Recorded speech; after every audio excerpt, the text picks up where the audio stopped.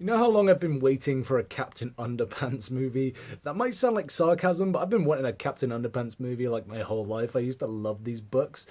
So naturally, I was pretty excited for the Captain Underpants film. I mean, in school, I think I pretty much read every Captain Underpants book. I love the whole Flipperama thing. I even wrote once an actual Captain Underpants book for myself to read. Obviously, didn't publish it, no copyright there, but I had fun writing it. I was inspired to create my own character called El Cheesy Puff. He was actually a dude with like little cheese puff helmet. Yeah, I'm not gonna go into that, but just saying, Captain Underpants had a pretty big part in my childhood. I think it's like 20 years old now. So yeah, so am I. So yeah, naturally I'm a Captain Underpants fan.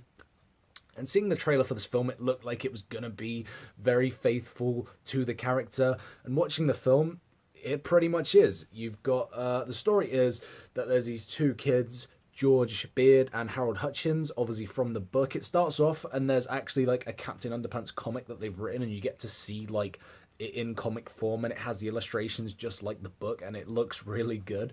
So it starts off like that, and there are these two kids who go to school, and their evil Principal Krupp, he's a dick. They hate him. So one day they decide to hypnotize him with this ring because he's going to put them in separate classes, so their friendship will be over, of course, even though they live right next door to each other. But no, they hypnotize him with this magical ring they found in a cereal box and turn him into their own character, Captain Underpants. And of course, hilarity ensues. He's this really useless superhero. The joke is that superheroes wear their pants on the outside, so this guy just goes around in his pants. It's a pretty funny joke, and it works throughout the entirety of the film. Of course, a lot of the film is toilet humor, but there's a time and a place for toilet humor, and this is the place for it. Toilet humor really works for this film. I mean, there's a character called Professor Poopy Pants, and that's his actual name, emphasis on the poop, played by Nick Kroll.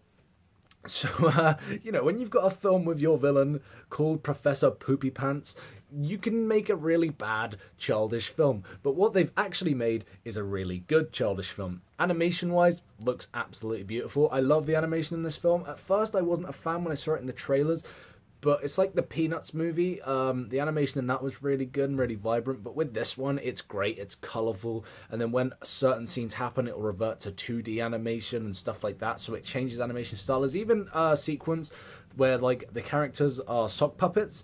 Yeah, I'll let you figure out why and how and where that takes place. But it's really good. Scenes like that were really great. The voice cast is good as well. So Captain Underpants himself is played by Ed Helms, who does a really good job. But the main stars of this film aren't really Captain Underpants, or isn't really Captain Underpants. It's the two children, George and Harold, and they do sound like adults. Like George is played by Kevin Hart, and I'm not really a fan of Kevin Hart, but in this film he did a good job because I wasn't spending the whole film going, that's Kevin Hart. I was spending it going, that's George with a similar sounding voice, but it never got on my nerves to the extent where it was like, oh, Kevin Hart, man, I hate that dude. Because I don't hate the dude, I just think he's a bit annoying. But as a voice role in this film, fine, really good. Don't actually know who plays Harold, but again, he sounded older, but it was fine, it worked for this film. But Ed Helms as Captain Underpants slash Principal Krupp, he gave a great performance. I've never really seen Ed Helms as a great actor, or even thought of him as a voice actor, because when I was younger, being a British person, I always imagined that Captain Underpants and the characters in the story were British. Don't know why. I guess it's because I was British, or am British, whatever. So seeing them in this film, it was like, oh, so yeah, they're definitely not British, but seeing their voices come to life, it's like, that's the voice I could have always seen them having. It's really cool. And Jordan Peele's also in this movie as a little white bully kid. Wait, not a bully. Well, he's a little white kid who's like the villain. He's not a bully, he's a nerd, he's a suck-up. But he comes across. It's good because with this film, that character would be the typical bully in a film, but in this one, he's not. He's actually probably the one that gets the most bullied, but he was a great character as well.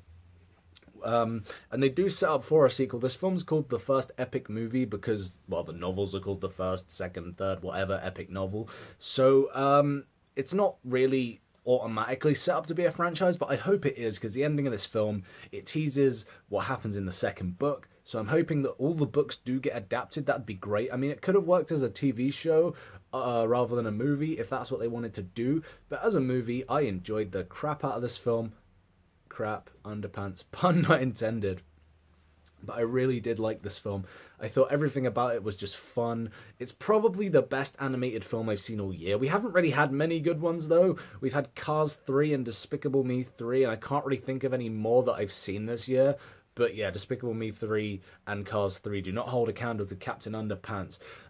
So I definitely recommend people see Captain Underpants because it's a film that the entire family can enjoy because, like I said, it's funny, it's consistently funny. It's one of the funnier comedies I've seen this year, but it also, you know, it has heart at the heart of the story. It isn't just Captain Underpants himself. The heart of the story is the friendship between these two guys, and you really do buy it.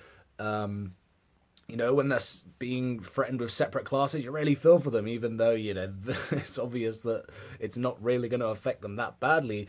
But in the eyes of a child, it does, you know, it works. It really does. And yeah, I really enjoyed this film. So I recommend people do watch it. Out of the films we've got out at the moment, this is probably one of the better ones. So yeah, definitely go see it because I feel like it won't be out for long. It's probably going to get completely overshadowed by Dunkirk. But if you have seen Captain Underpants, the first epic movie, let me know what you thought of it. Did you read the books? If you did, you're definitely going to appreciate this movie more. But if you didn't, there's still things to enjoy in this film. So thank you guys for watching my review of Captain Underpants, the first epic movie. I'll be back soon. I'm at Comic-Con this weekend, so I may or may not do a video on that, depending what goes down. Let's see. So I'll be there on Saturday. So thank you guys for watching this video, and I'll see you very soon. Goodbye.